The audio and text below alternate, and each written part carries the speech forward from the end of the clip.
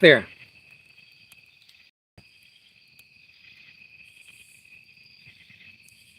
This is the Virginia Bushcrafter.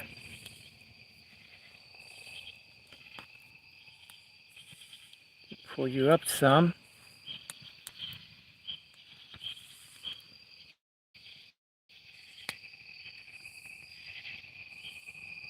Hope you guys can see me.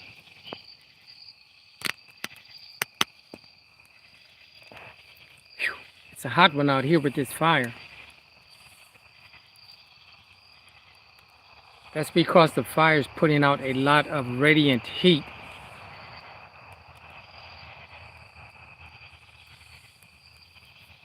I guess everyone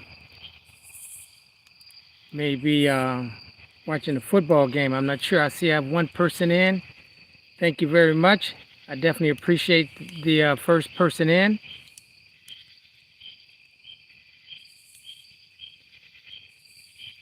Hope all is well.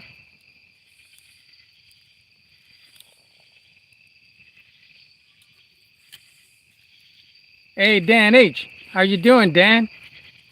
How's everything in Mass? I'm sure you guys have hey, John Harris, how you doing? It's not nice to see you too as well.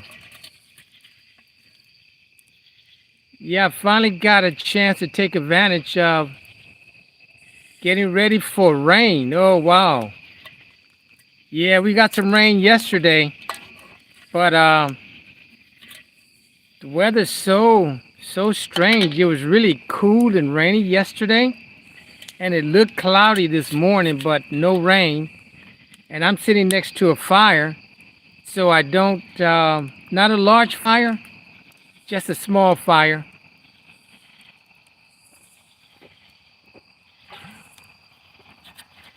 But yeah, I finally get a chance to sleep in this debris shelter. Calling for more this week. Oh, really? Wow. Yeah, well, you know, that's something we don't have any control over. It's the weather.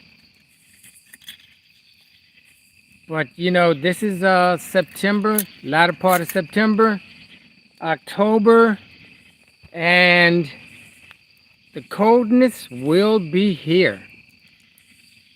Yeah, it will be here for sure. But I'm glad to see you guys. Wow, I see we have 22 people. I definitely appreciate everyone who's coming in, taking some time out of your day to come and see me hang out in the bush.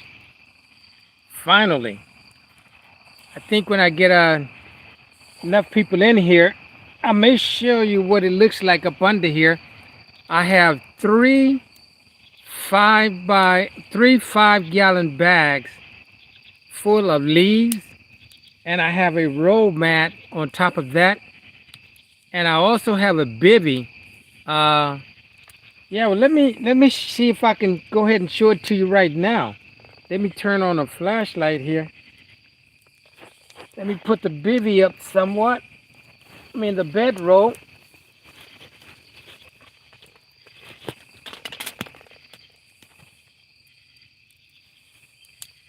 Yeah, let me see if I can show you guys this real quick.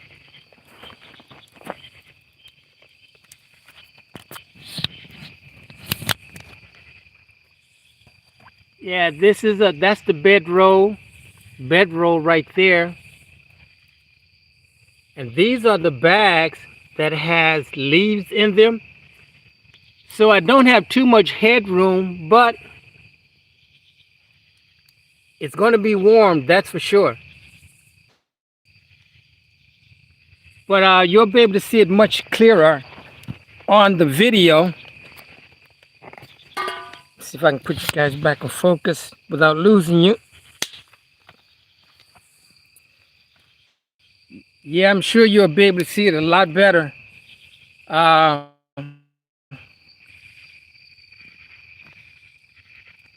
Tripod is, let's see, what is it doing? Okay. Okay. Yeah, hey KP, how you doing? What's it? Well, this it's the debris is in trash bags. They're 5 gallon 5 gallon trash bags, and I stuffed them with leaves, and I used 3 of them. So when I came out here today, I really didn't have much to do other than fill these bags up with leaves. Just put my bedroll on there. I've already been under there, so it's pretty comfortable. I just know I did spray down really well for ticks and so forth. Hey, my grandma, Renaissance grandma, how you doing? Thanks for joining in. That meal that you prepared earlier today, that's my kind of meal. It really looked good. My Renaissance grandma, yeah, she has this thing. I think it's meatless Mondays. Yeah, but it was really, really looking good. Yeah, so I can't believe how warm it is. I thought it was going to be really, really cold. You know, the temperature always drops, but you're more than welcome. You're more than welcome. Um, let's see, gaming clip. Where you? Basically, I am in Northern Virginia. Northern Virginia. Basically, I'm maybe 50 miles south of Washington, D.C. 50 miles south of Washington, 50, 55 miles south of Washington, D.C., but still considered the District, Maryland, Virginia area. They called it the DMV. But yeah, so I'm in Northern Virginia. Yeah. Yeah, anyways, hey, thanks for dropping in. I definitely appreciate it. Only hit it about 50 as low at night here. 50, okay. Oh, we see you. I see you're West Virginia. Okay, yeah, the mountain area, West Virginia. Yeah, guys, I was here. You know, the reason why, I mean, last time I did an overnighter, it was warm during the day, but at night it really got cold. So I said this time I'm going to be prepared for that. So I put the debris.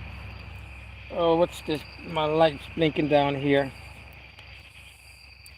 I put the 3 bags of debris down, and I put a bedroll, and I also have a mylar bivy because I did not want to be dealing with the conduction. And as you know, the conduction is basically when you touch the ground and you do not have a barrier between you and the ground, at least 4 inches compressed, the ground would just zap all of that heat out of you. So I made sure that that is not going to happen to me. But the temperatures, maybe they'll go they're lower later on, but no, they just, maybe because I just threw some more wood on the fire. But yeah, I definitely did not want to deal with the conduction, anything like that. And also, you guys may be familiar with convection. So that's why I have this shirt, I have another shirt, and I have a hoodie. That does not allow convection. Convection is basically air that escapes your body, escape from your head, your hands, you know. But as long as you're dressed in layers, that convection will not, the convected, that's what your body generates. So it will not escape if you are dressed properly. And so, you know, if you do away with the conduction and you do away with convection with the heat that's leaving your body, the only thing left is the radiant heat. And that's the heat that you want. That's the heat that just spreads out where the convection goes upward.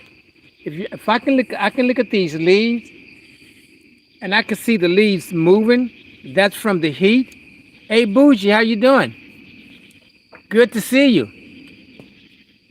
Yeah, Elder, hello. Yeah, really good to see you, Bougie.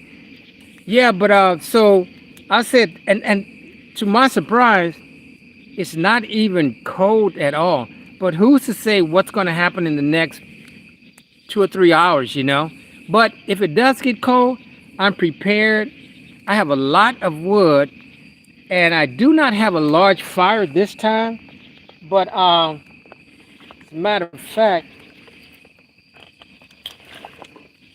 these are about the size of the logs that I have.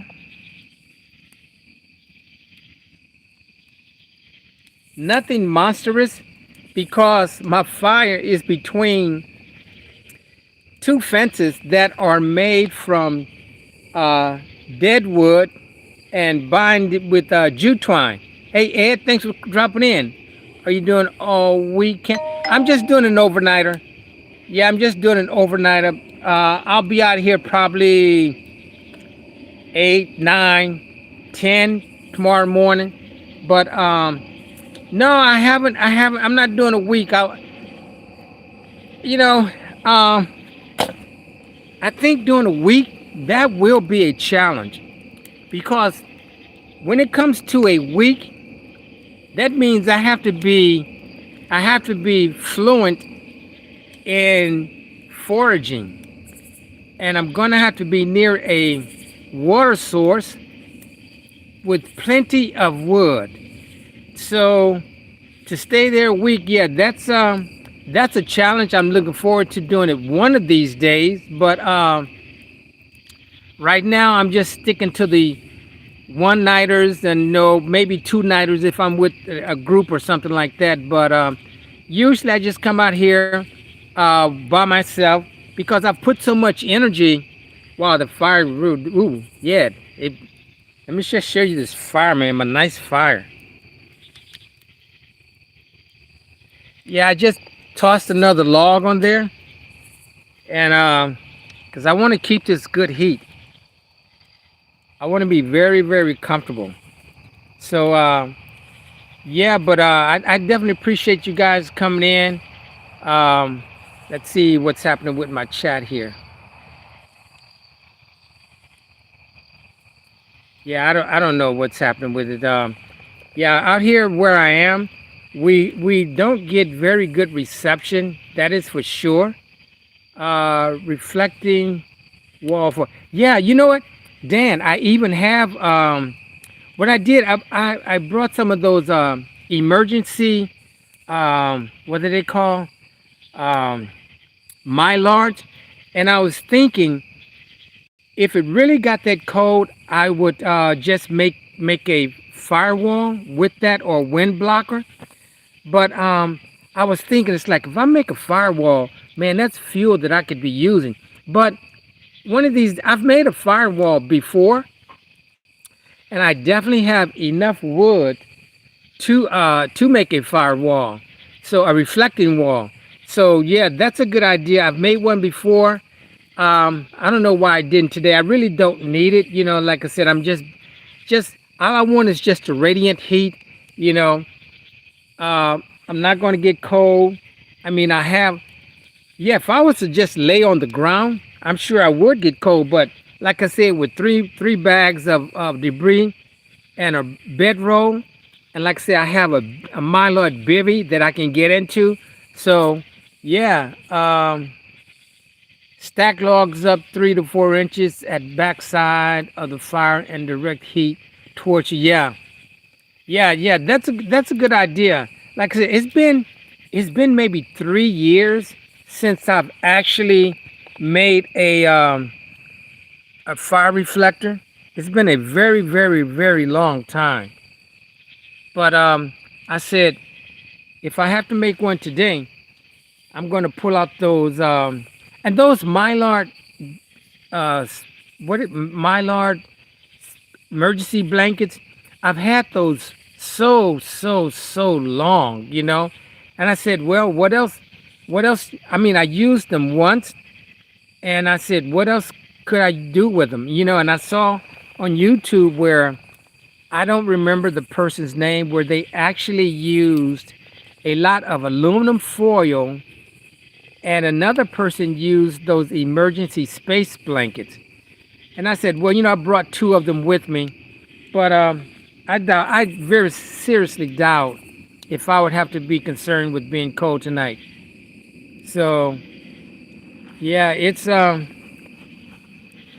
just, you know, the only thing that I have to watch out for is the acorns that they've kind of lightened up.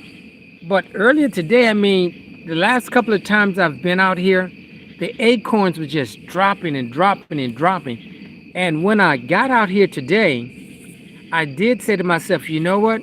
I forgot my helmet. I was actually going to bring my bike helmet, but I didn't think about it. But I just hope for the best, that no acorn hits me in the noggin up here. So, but yeah, I'm just out here. I'm just, time goes really fast when you're out here too. I did make a meal, watch some YouTube, and the next thing I know, it's dark.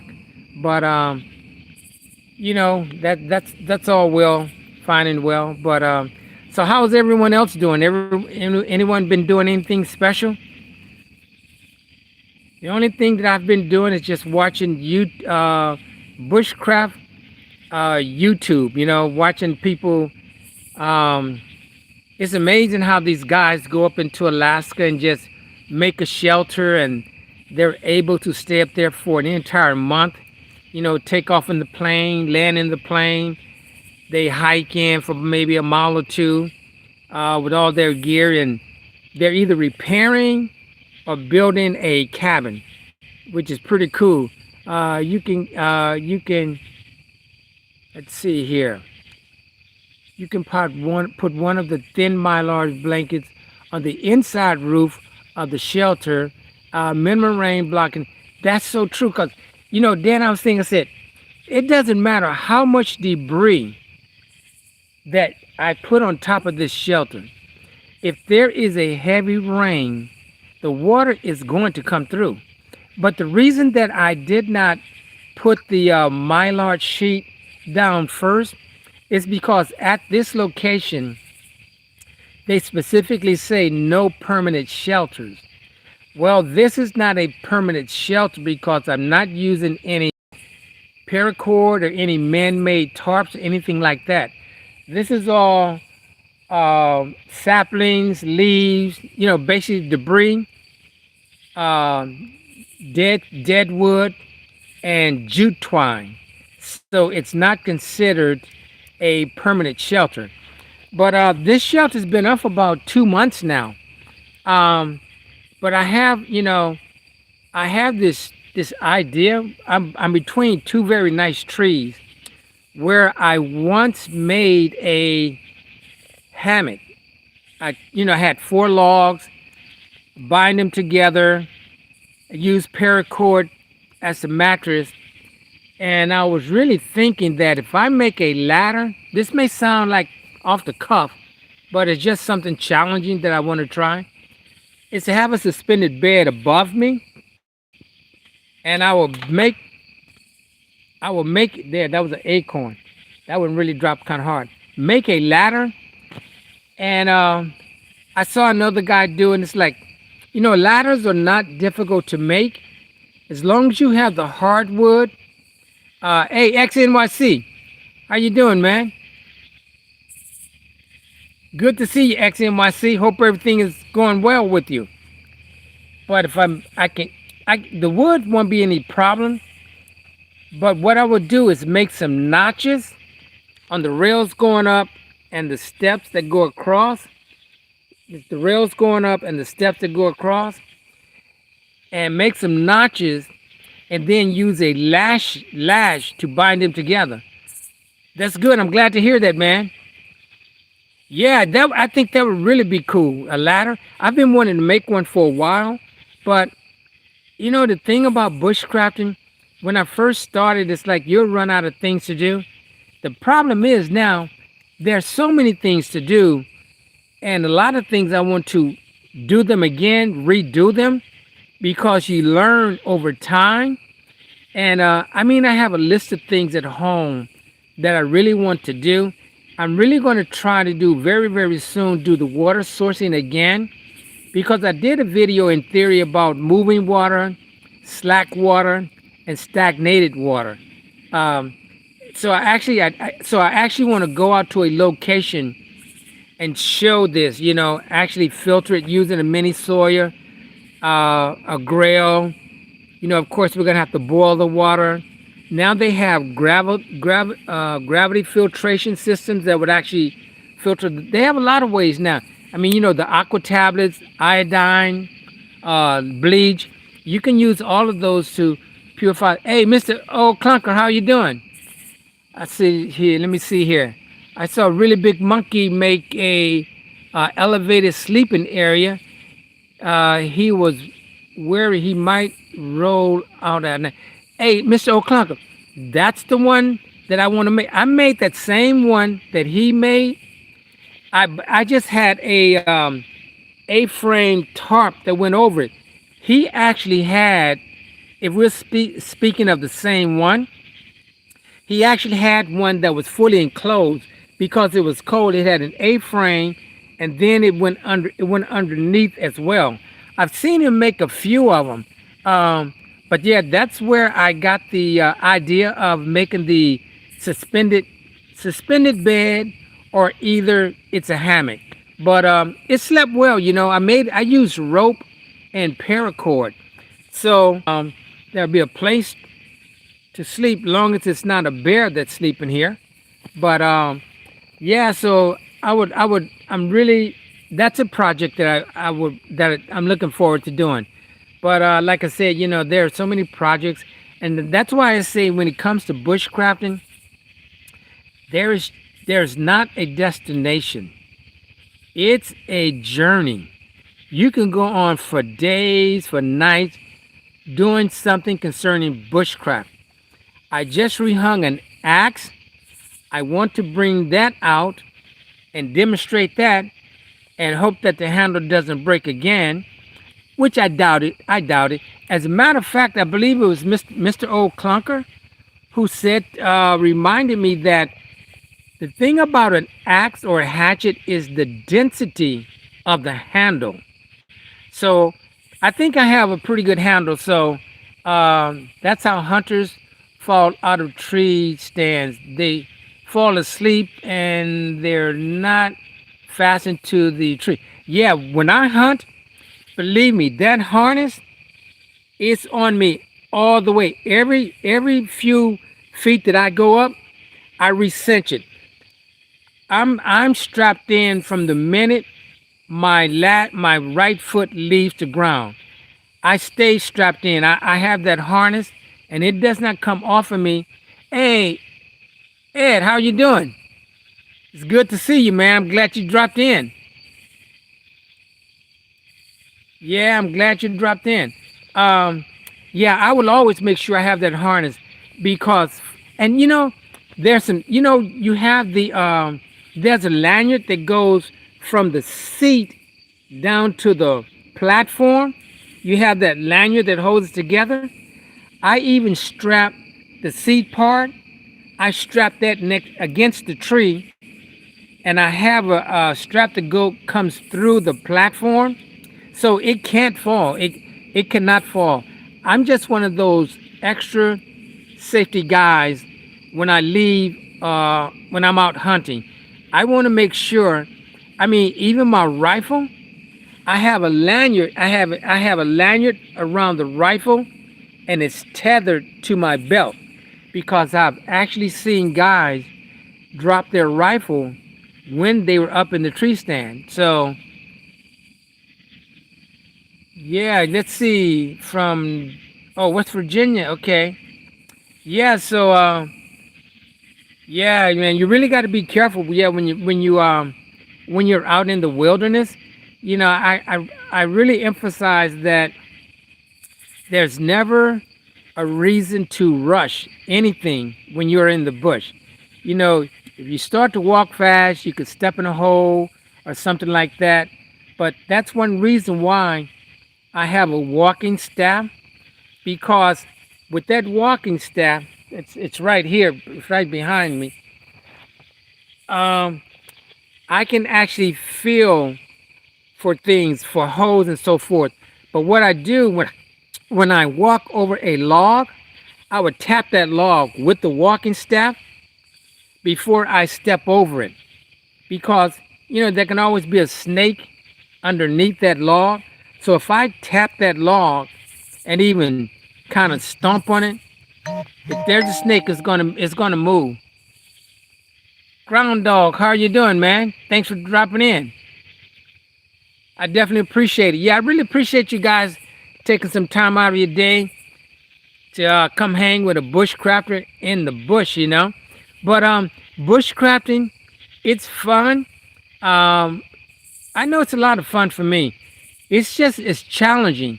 You know, like today, I really underestimated the weather. You know, I really thought it was going to be a lot colder, but I would probably just end up sleeping in what I have. You know, that's it. I'll loosen the laces on my boots. I'm not going to take them off because I didn't bring any Crocs with me. I left them in the car, and I'm not walking back to the car tonight to go get them. You know, but so you know, I'll just loosen the boot laces, and that'll be about it. You know, but like I said, the fire is. I guess it's time to throw another log on here. Man, I'll take any type of this log. This log is wet. It is just wet. But you know what? It's wood. It's going to burn. It may smoke, but I burn. If it's wet, the heat's going to dry it out. That is for sure. Thing about wet wood, it really gives out a lot of white smoke. Lots of smoke. So, but yeah, but I'm really glad that I didn't have to harvest any wood. The only tools that I use, let's see, where is,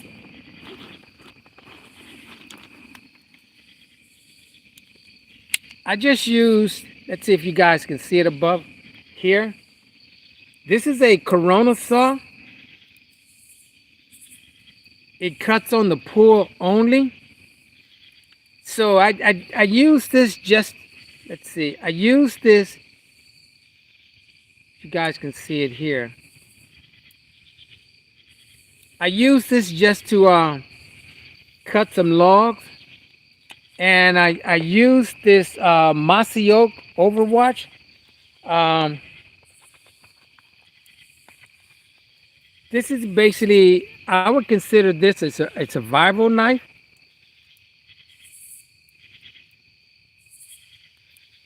I don't know if you can see it too well. Let's see if I put it above my head.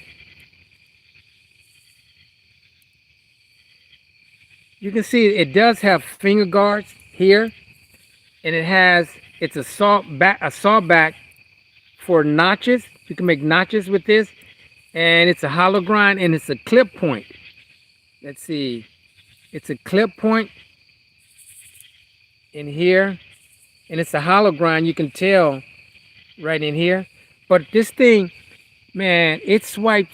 I mean, I did some saplings today. It's like one whack, and it's right there. So these are the only two tools that I have used today. But I have a hatchet with me. And another thing I like about this mossy oak is that it comes with a sharpener, and it comes with a ferrocerium rod. Let's see, I'll show this to you.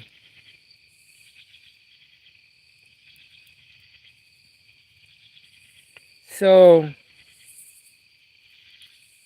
I don't know. This one is this is a sharpener, and this is the ferrocerium rod. This is what I started the fire with. And the good thing, what I like about these, both of these have whistles. They both have whistles. So, plus I have a whistle around me. So, and then there's a whistle in my back. It's like 3 whistles. I don't know. I can see 2 for sure, but yeah, but I used the ferrocerium rod and the mossy oak to start the fire today. And see, and here's another thing. I brought some fat wood sawdust and some slivers of fat wood, thinking that it would really be easy to start the fire, but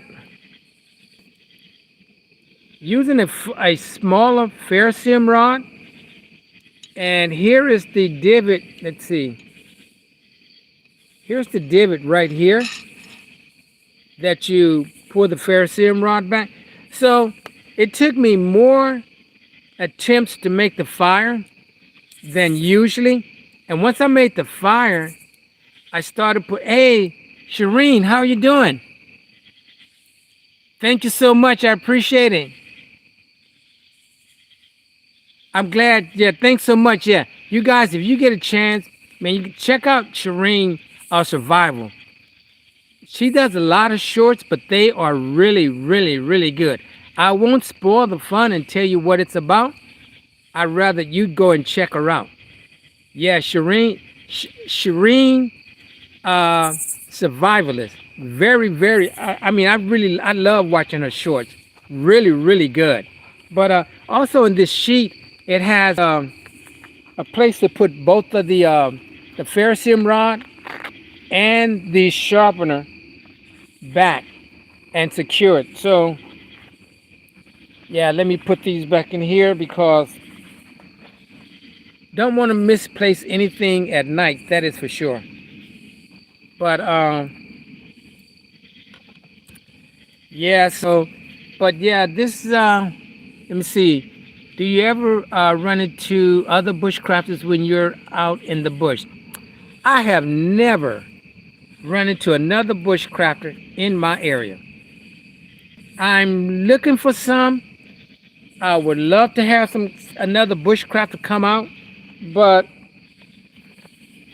I've never had a bushcrafter come out and bushcraft with me. You know, I mean, I've had some friends to come out, but we were more or less doing camping. But you know, and I think some people may okay, a message. Let's see, this message is held for review. Okay, looks like okay, looks nice. Let me see, looks like nice times of the year. Not too many bugs out. Yeah, good. I'm glad you see me. Good. Yeah. You know, I try to really tell the difference between bushcrafting and camping. That they can intertwine with each other, but with camping, you're bringing all the creature comforts with you. You're bringing your pillow, your blow up bed. You know, the trails are marked for you. You have a porta potty. You have a fire ring. You can buy your own wood, and that's fine. There's nothing wrong with that. But what I try to specify when it comes to bushcrafting, you want to rely on Mother Nature as much as possible. I remember once, I think I was out with a friend of mine when I first started, and I forgot some tent pegs, and he offered me his, and that was great. But as a bushcrafter, I forgot my tent pegs, so you know what I have to do? I have to make them. So I try to, of course, we're always going to have to use a saw. We're going to have to buy some things, a saw, hatchet, knife, but why not try to use what Mother Nature provides you? So that's where the water sourcing comes in. That's where the foraging comes in. That's where the trapping, fishing, living off the land, basically. And I was watching a lady last night just outdoors, and okay, let's see. Write a bushcraft book, and don't forget to sign my book when you send it. Really, you should. You know, I think for me to write a book, I really need to do more extensive overnighters. Hey, Crafty, how are you? Thanks for coming in. Most people forge them. Let's see. Yeah, most people forge them in the book. Yeah, that's true. But I think for me to write a book, I'd have to do a lot more than what I'm doing. I'd have to do some week-long outings or month, because let's say, okay, there's this thing about you can go, um, what is it, 3 minutes without air, 3 days without water, 3 days without food, but you cannot go 3 months without human communication. You have to communicate with someone. But here is the thing: going 3 days without water, I don't see anyone going past one day. Because when you drink your last sip of water, you're starting on that 3 day period. So you're not going to feel, without water, you're not going to feel any better the second day, and you're definitely not going to feel any better the third day. So I don't know, I just believe that you can only go as far as your water supply. Now, I have this canteen and another canteen, and basically I have maybe four of these because I'm static. I'm not going to go anywhere. Um, so I'm not going to run out of water. That is for sure. You'll be the photographer. Maybe I'll do it in New Yorkistan then. Yeah, maybe I do it and you have the knowledge to write a book, and it's yeah, But the thing is, every time when I get back home, I think of so many other things I still have to learn. Like what I'm really studying now is navigation. Um, it's just like when this location where I am now, I know my way out. Oh, I have to tell you a really funny story after this. But um, as a matter of fact, let me see. I wrote down. I know that when I came in, I always write down my bearings when I come in. So last week I came in Southwest 222, and I was supposed to leave at Northeast 42. But I said I'm not going to use my compass. I know where I'm going. So when I got out to the road, it's like, yeah, I'm here, but my car is about 50 yards. That is because I did not have a map, and I wasn't using what's called, they have Oriterian lines. And a compass is basically to keep you going in a straight line. But you can come in and you start and make a slight right. You got to mark that. You have to know how far you went and what was your bearing when you made that right turn. So there are things like that. But today I came in Southwest 238. I leave out of here Northwest 58. If the number is, I think they said, if it's higher than 180, you subtract 180, or if it's lower than 180, you add 180. But Southwest 238, and the opposite is Northeast 58. So, but I'll practice. Hey, Orlando Prepper, how are you? Good. I'm glad you could drop in. But yeah. So, but that's the important thing. Actually, that's something I'm really studying. But I found out that I can go to. It's called mytopomap.com, and I can buy any map for any area.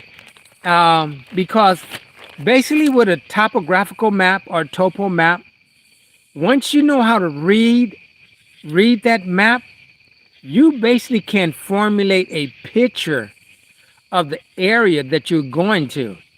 They have something called contour lines that will tell you the distance every 20 yards, or that every 20 yards, it will tell you the distance.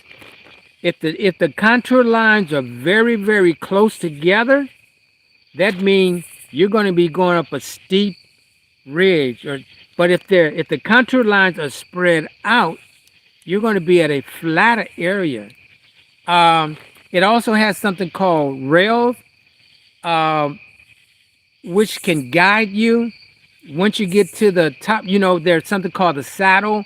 But that's just something you have to learn. Like I said, when it comes to bushcrafting, there's just so many things to learn. Um, Talking about books, let me see. The Orlando Prepper has written many. Oh, really? Wow, that's good to know. I'm gonna have to look some of those up. Yeah, but that's great. Then you wrote a few. That's great. Yeah, I mean, you know, I think the thing is now that we're so quick to jump on the computer and look things up. That's good. That's good. But I have so many books at home. It's like I don't read the books like I used to because I have a question. I just go on the internet, type it in, I get an answer. But where is the book? I mean, I'm still going back reading parts of books. Um, and then when I read, it was like, okay, now it's much clearer. Now I understand what they were saying about, for example, a square knot. You know, when they were talking about the bow line. When I first got the book, that didn't work for me. But yeah, everybody has a story in them. Yeah, the hard part is putting them on paper. That's true. That is so true. Because it really takes time. It takes effort. But this is so strange. When when I write, when I actually want to put pen to paper, or if I want to type a letter, and I did this when I at work as well. I actually close my eyes, I formulate a picture, and then I write that picture, and that's how I write. If you tell me, if you ask me, did you tell me about the day you went swimming at XYZ? Okay, I'm gonna close my eyes. I was at this facility. Uh, they have this pool, and then have the diving pool. My objective was to do X amount of laps, practice this stroke, go off the diving board, and that's how I would write about that event. So I don't know if it's strange, but yeah, that's what I do. I would actually close my eyes, see the picture, and then write. So, but what I wanted to tell you, I know I'm all over the place, but we're talking about navigation. There's another location I went to. As a matter of fact, it was the last time I did an overnighter. Again, I know my way out. So let's see. Look up the book. Let me see. Seminole Wind by K.T. Dixon. Okay, Seminole Wind. Okay, I'll do that. I wanted to write a book of my childhood until now. I grew up dirt poor in a very rural setting and went to school in a renovated chicken house. Not many people can say that. Yeah, but the main thing, as long as you educated yourself, as long that's the main thing. But the last time I did an overnighter, I was leaving that morning, and it's like, yeah, I know my way out. I just go up this little hill, and I hit the road and walk maybe 100 yards and I'm at my car. I wasn't, and I didn't use my compass. So when I got out and I hit the road, I said, wait a minute, what am I doing here? I came in up there. So instead of, let's just say I was supposed to be walking in the direction of in the right. When I left the bush, I walked in the direction left. And so when I got on the road, it's like I just added 100 yards back to my vehicle. So that goes to show you that, you know, things look so similar in the bush, and you can get mixed up so easily. But that's the importance of a compass. If had I used that compass, I would not have made the mistake. But what I was really not happy about is like now I have to walk slightly up a hill for another. hell for another 100 yards. But it was all good. It was all good. It was a lot of fun. But yeah, that was on the last overnighter that I did. But I mean, honestly, I can walk to my car here at night. But why would I do that? That's why I said I make sure I have everything out here, everything that I need. Um, you know, lots of water, Gatorade, snacks. Except that you don't want to keep snacks open because you don't want to invite any possums, any raccoons, or anything like that. But yeah, those. Now, why is this wood burning so fast now? It's I don't know, but more fuel going into the fire. Yeah, but I have so much wood, and also now I have a pile of wood over there. Now, before I go over there and pull any wood, I would take my walking staff with the spear. Let's see, where is it?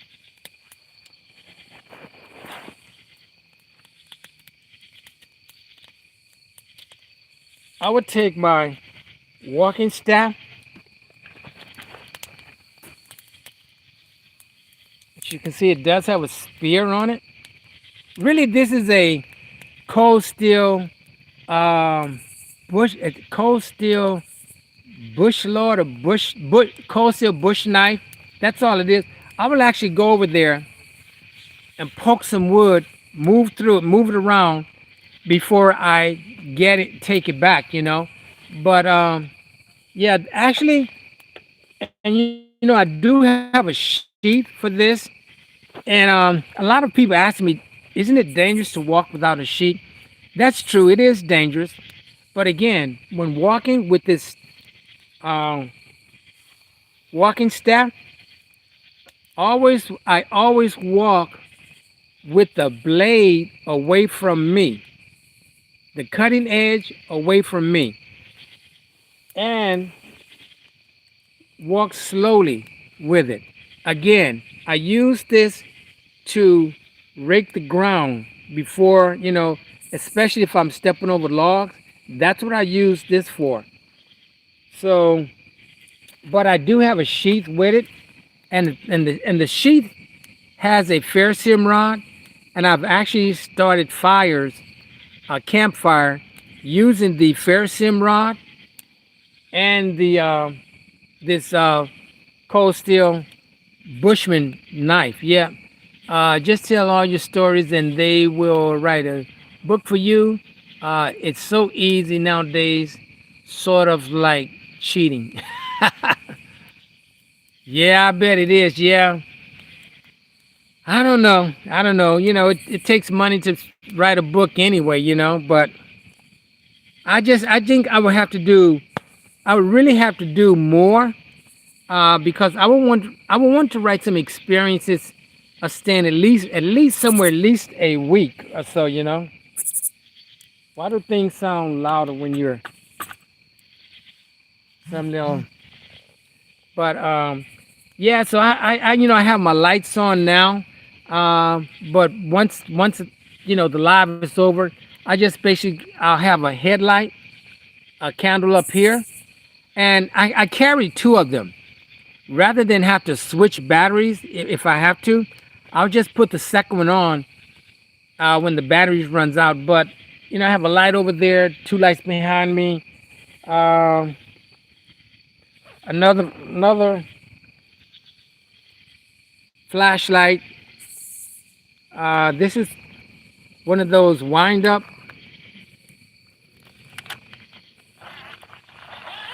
radios, so I can listen to music, news, or anything like that. That's one of those acorns. Man, you can hear that acorn just hitting limbs coming down. It has bright light.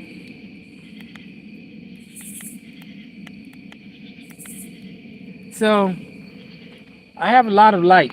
That is for sure. That is for sure.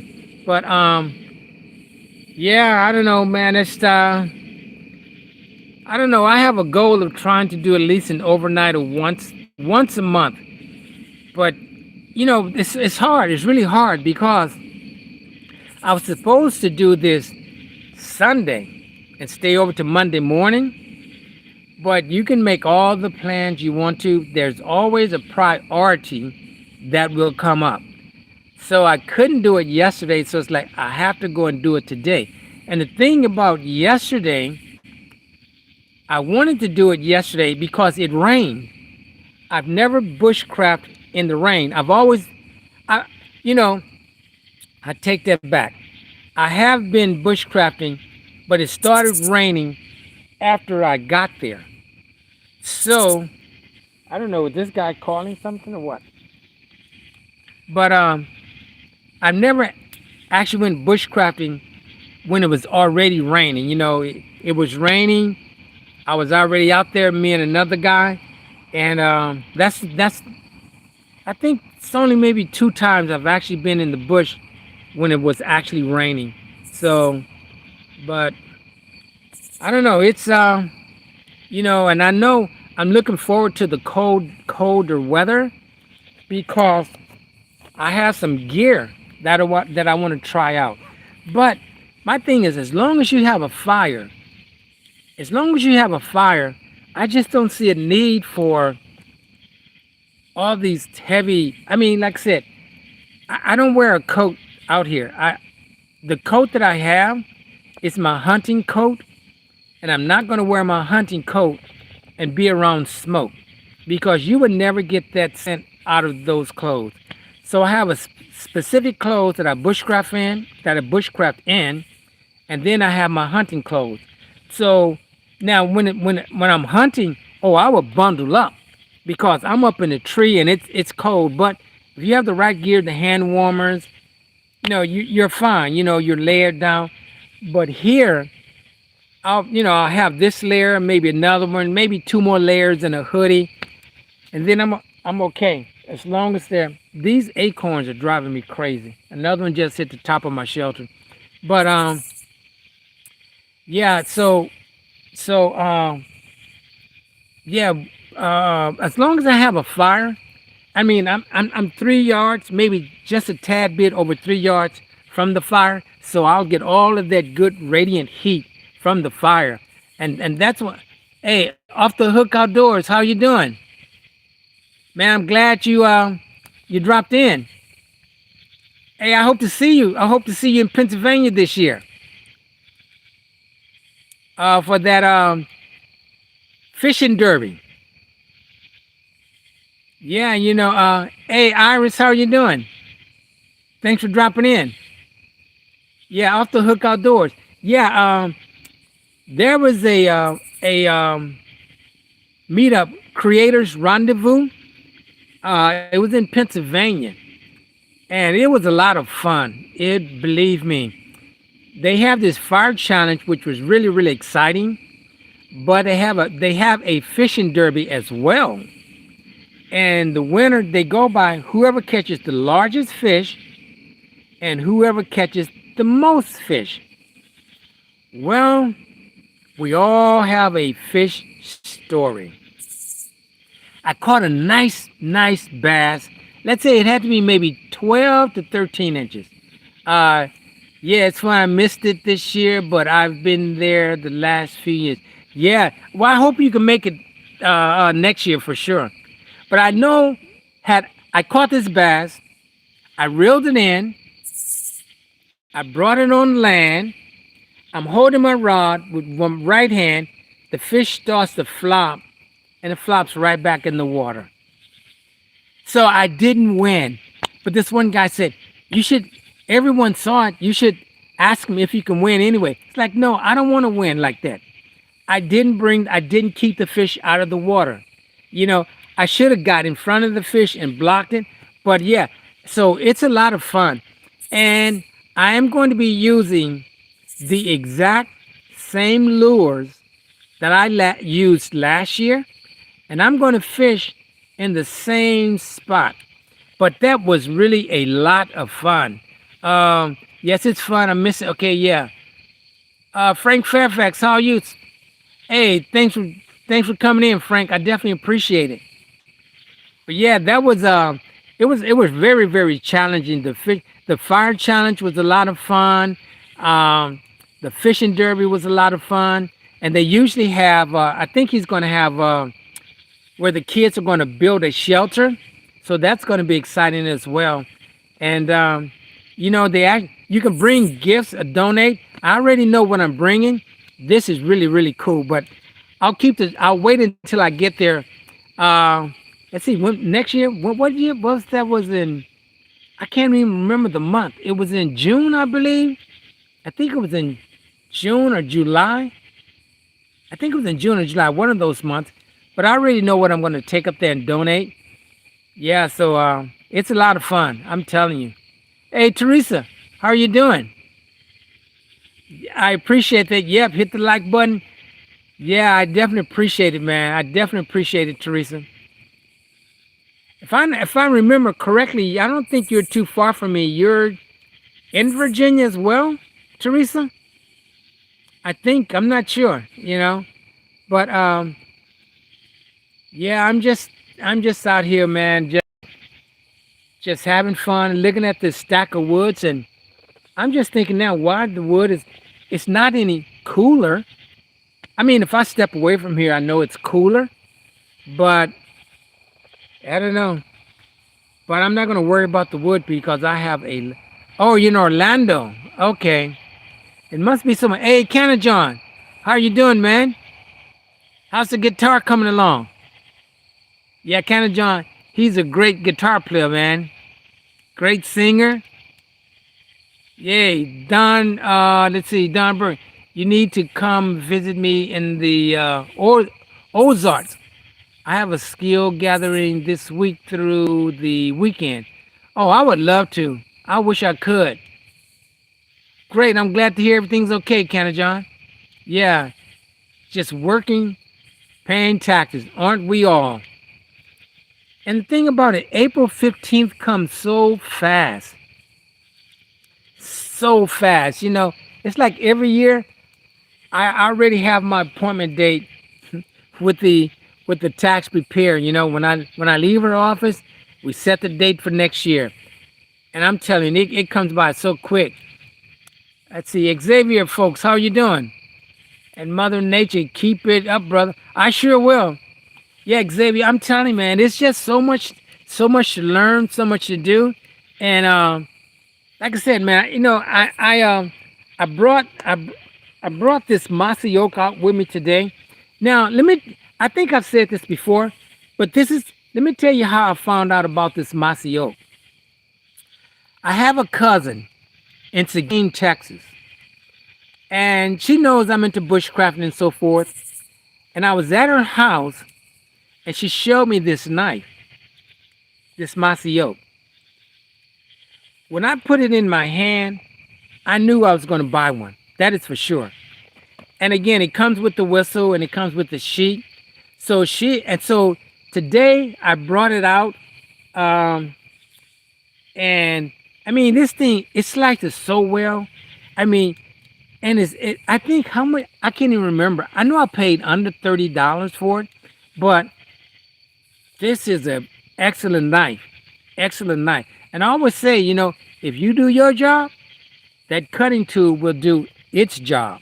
But yeah, hats off to my cousin in Seguin, Texas. You guys know I'm a Texan, but I don't have a football team there. I'm one of those guys, I wait till the last 18 and then I pick a team. But just resheathing this, and I never resheath anything quickly. You know, I mean, I'd rather take a few extra seconds resheathing a knife or cutting tool rather than cutting your hand and waiting for a month for it to heal, risking an infection or something like that. So, oh wow, guys, I see it's been over an hour.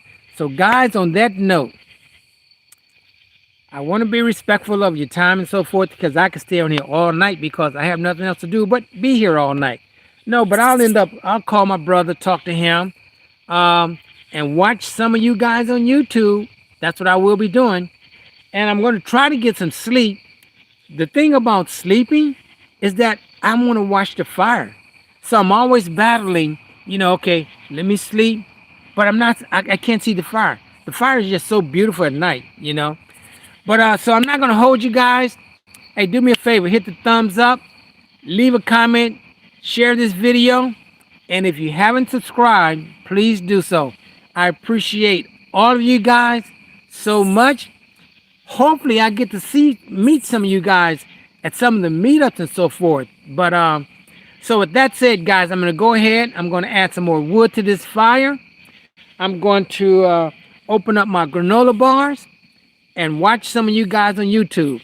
So I'll see you guys on the next video. Also, check out the video that I'm gonna make. You can actually see me lying in this shelter, and it's very comfortable. It's comfortable. So, all right, guys. So I'll see you next time. Take care, everyone. Be safe.